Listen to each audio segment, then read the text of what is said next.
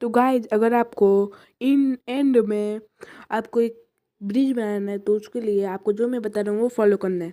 तो पहले आपको स्टोन लगा देना है या कोई भी ब्लॉक 3।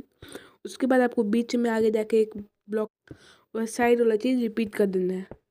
उसके बाद आपको इधर एक ब्लॉक छोड़कर एक घर टाइप बनाना है और उसका गेट बना देना है, मतलब गेट टाइप ही बनाने के लिए। फिर उधर साइड लावा डाल देना है, उधर पानी डाल देना है। फिर आपका एक स्टोन बनेगा। उसके बाद आपको एक पिस्टल लगाना है। पिस्टल लगाने के बाद आप एक ऑब्जर्वर लेकर उसका फेस सामने साइड कर देना, जैसे मैं लगा रहा हूँ।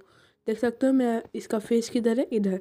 अब एक और ऑब्जर्वर लेके सामने सामने एकदम फेस से लगा देना, जैसे मैं लगा रहा हूँ। अब देख सकते हो सामने सामने फेस हो चुका है। अब देखो मैं हमारे बीज बनने लगा है।